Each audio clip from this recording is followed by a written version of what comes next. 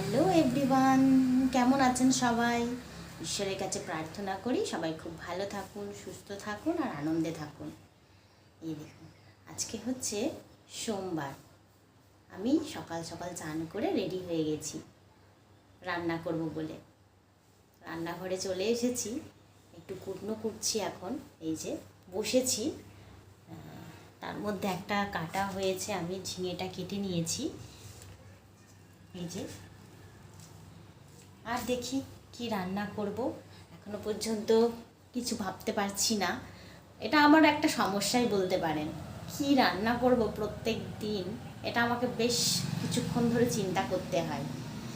তো আজকে এখনো চিন্তা করে পাইনি, সবে ঝিঙেটা করেছি। দেখি কি রান্না করা যায়। আমার সঙ্গে থাকুন আর দেখতে থাকুন আমার ব্লগটা। অনেক চিন্তা ভাবনার পর রান্নাটা শেষ করেই ফেললাম। এখন বাজলো 1টা, রান্নাবান্না কমপ্লিট হয়ে গেছে। মাঝের ঘটনা আর কিছু শেয়ার করা হয়নি। চলুন এবার যাবো আমি ছাদে। জামা কাপড় অনেক কিছু কেচেছি, আজকে শুকোতে দিয়ে এসেছি। তো চলুন ছাদে যাওয়া যাক। ছাদে গিয়ে ওখান থেকে জামা কাপড়গুলো তুলে আনি। কি বলুন তো, এখন যা রোদ দিয়েছে, কি বলবো, মানে একটা পর্যন্ত রাখার প্রয়োজন হয় না ছাদে জামা কাপড়। তাও রান্নার কাজ করছিলাম, সেই জন্য আর কি আর হয়ে ওঠেনি।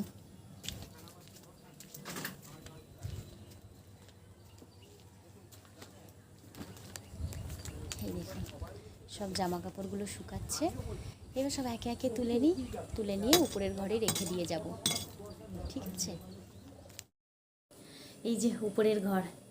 যদিও এখানে আমি 2-1বার এসেছি, আপনারা দেখেছেন আমার ঘরটা, কিন্তু এখনের যে পরিস্থিতিটা সেটা একবার দেখায়। এই দেখুন, যেহেতু প্রচণ্ড গরমে আমি উপরে আসতে পারি না, সেই জন্য উপরের ঘরের এই যে বিছানাটা, এই দেখুন, এই যে সব পুরো জামা কাপড়ে ভর্তি। মানে বিছানাতে মানুষজন বসতে পারবে না, শুতে পারবে না, শুধু আমার জামা কাপড়গুলোই রয়েছে। এখনই যে জামা কাপড়গুলো তুলে নিয়ে এলাম, সেইগুলো এই যে এখানে রয়ে গেছে, এখনও ভাঁজ করা হয়নি। তবে এখানে এমন অনেক জিনিসই রয়েছে যেগুলো আমি বেশ কিছু কেনাকাটা করেছি।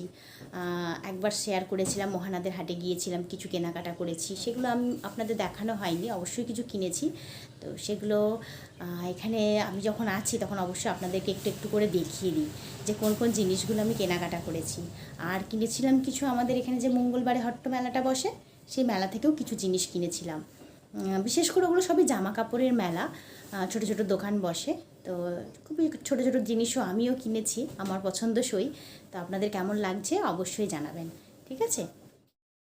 এই জামা কাপড় ভর্তি জায়গার ভিতরেই বসলাম আপনাদের সঙ্গে যে জিনিসগুলো কিনেছি সেগুলো শেয়ার করার জন্য। তো একটা একটা করে দেখায়, আপনাদের কেমন লাগছে অবশ্যই comment করে জানাবেন। একটা শাড়ি কিনেছি,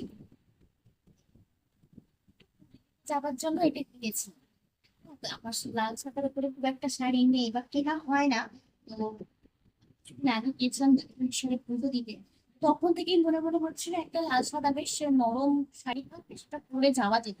সেই দিন ছিল প্রচন্ড গরম, আর যেটা আছে সেটা জামদানি, বুঝছেন তো, ওটা পরে সবসময় যাওয়া যায় না, যতই গরমে তো যাওয়া যায় না।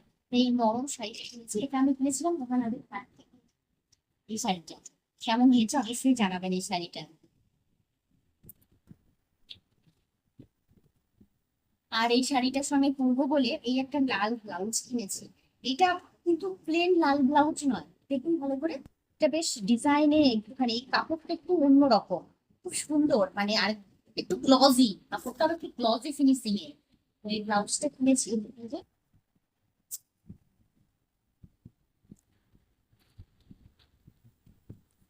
তারপরে এই যে দেখুন একটা সাদা ওড়না, এই সাদা ওড়নাটা, এটা আমি কিনেছি আমাদের যে মঙ্গলবারে যে হাটটা থাকে, এই মঙ্গলবার হাটে এগুলো 50 টাকা করে পাওয়া যাচ্ছে। তো আমি এই একটা কালার কিনেছি আর একটা নেভি ব্লু কালারের কিনেছি। নেভি ব্লু কালারটা আমার পরা হয়ে গেছে, তো ওই জন্য ওটা দেখালাম না। আর এটা এখনো ব্যবহার করিনি, এটা রেখেছি, এই বিছানাতেই পড়েছিল, যার জন্য এরকম ভাবে পড়েছিল। এই একটা নিয়েছি।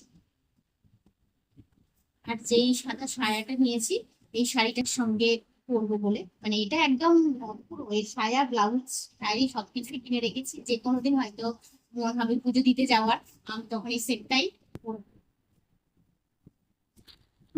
এই যে এটাও মহানাদের হাটে যেদিন গিয়েছিলাম, একটা ব্লাউজের দোকান আপনাদেরকে দেখিয়েছিলাম, সেই ব্লাউজের দোকানটা থেকে এই ব্লাউজটা নিয়েছি। এটা আমার খুব ভালো লাগলো, পিঠে থাক করা, এই যে বাঁধা এই জায়গাটা, এই ব্লাউজটা নিয়েছিলাম। এটাও কিন্তু সেম ব্লাউজি ফিনিশিং এর ওপরেই এই ব্লাউজটা নিয়েছি। আর একটা নিয়েছি এই যে কুর্তিটা, উল্টো করা আছে বোধহয়, মানে বাড়িতে এলে কোনো নতুন জিনিস নিয়ে এসে একবার না পরে দেখলে মনে হয় যে না ঠিক ভালো লাগবে। লিলেনের যে জিনিসগুলো বেরিয়েছে না, সেই লিলেনের জিনিসগুলো, তার মধ্যে এই কুর্তিটা এবং এই লিলেনের বেশ সুন্দর সুন্দর ব্লাউজও পাওয়া যাচ্ছিল, তো ব্লাউজটা নিয়ে নি, এই কুর্তিটা নিয়েছি। কেমন হয়েছে অবশ্যই বলবেন কিন্তু আমার এই জিনিস। আর এই যে ব্যাগ, একটা ব্যাগ নাই, এর ভিতরে আমার আরেকটা ব্যাগ আছে। এই যে এই ছোট ব্যাগটা ভালো লাগছে না? এখন সবাই ইউজ করে এরকম বেশ ছোট ছোট ব্যাগ গুলো, আমার খুব ভালো লাগলো দোকানে দেখে, পছন্দ হলো, এই ব্যাগটাও আমি নিয়ে নিয়েছি।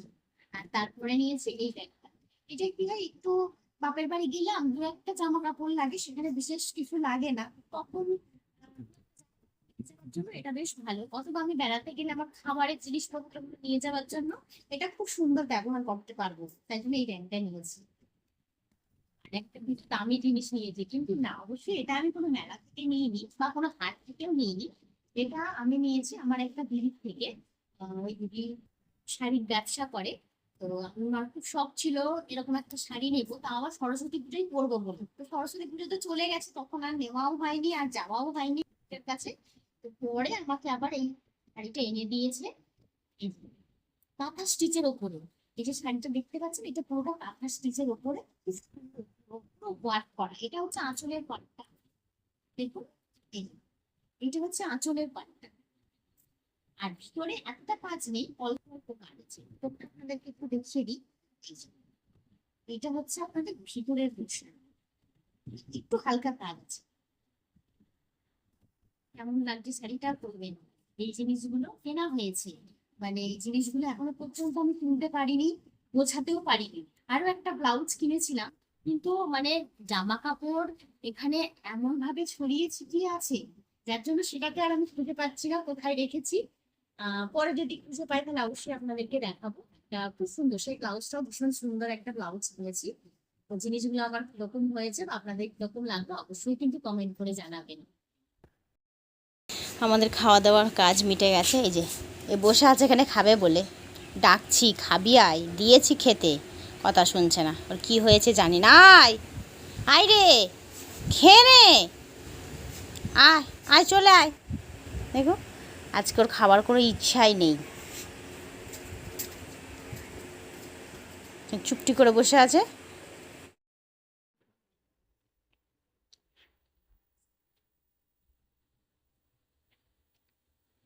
এখন প্রায় রাত 10:30 বেজে গেছে, রাত্রে খাওয়া দাওয়া হয়ে গেছে, পর চলে এসেছি বাসন বানাতে। রাত্রেবেলা বাসনগুলো মেজে রাখলে পরেতে সুবিধা হয়, সকালবেলা কাজের অত চাপ থাকে না। তাই জন্য এই যে এখানে একটা বাসন মাজছে, আর বাকিগুলো ওই ওখানে ঝুড়িতে মেজে উপুর করে রেখে দিই। খাওয়া দাওয়া শেষে নিচের কাজ সব গুছিয়ে উপরের ঘরে এসেছিলাম, ভেবেছিলাম আজকে উপরের ঘরটা আমি ঠিকই গুছিয়ে ফেলতে পারবো, কিন্তু এখন ঘড়িতে প্রায় 12টা বাজে, আর ভালো লাগছে না। এই যে বিছানাটা যা পরিস্থিতি ছিল সেখান থেকে মানে জামা কাপড়ে তো পুরো ভর্তি ছিল, সেই জামা কাপড়গুলো সব, বাড়ির জামা কাপড়গুলো আলাদা, নতুন জামা কাপড়গুলো যেগুলো সব কিনেছি বা যেগুলো পরেছি পরে কাচা হয়েছে সেই সমস্ত জিনিসপত্র সব আলাদা আলাদা করে আলমারিতে আলমারিতে সব গুছিয়ে রাখলাম। তা পুরোটা কমপ্লিট করতে পারলাম না, মানে বিছানাটাই পুরোটা কমপ্লিট করতে পারিনি, এখনো তো পুরো ঘরের বাকি এখন অংশগুলো সবই পড়ে আছে। ঠিক আছে, আজকে যতটা হলো, আবার কালকে শুরু করব। তবে প্রথমে আমি ভেবেছিলাম যে দুপুরবেলাতে আসবো, মানে ওই একটু শুয়ে নেব, তারপরে ওই 4:30-5টার দিকে এসে বেশ কিছুটা গুছিয়ে নেব, কিন্তু ঘুমিয়ে গেছি আর উঠতে পারিনি, তো আর হলো না তখন আর আসা। আবার বিকেল বেলাতে আবার আলাদা অনেক কাজ থাকে, 6টার পর থেকে আবার সন্ধে দেওয়ার ব্যাপার থাকে, জল ধরার ব্যাপার থাকে, অনেক কিছু কাজ থাকে। তো যদি এটা করতে আসি তো ওগুলো হবে না, সেই জন্য আজকে আর করলাম না। এই পর্যন্তই আমার কাজ আজকের মতো শেষ করলাম। চলো বন্ধুরা, তাহলে আমার আজকের ব্লগটা কেমন লাগলো তোমরা অবশ্যই আমাকে জানিও। আর ভিডিওটা ভালো লাগলে একটু সাবস্ক্রাইব করে দেবেন, লাইক কমেন্ট শেয়ার করে দেবেন। Good night.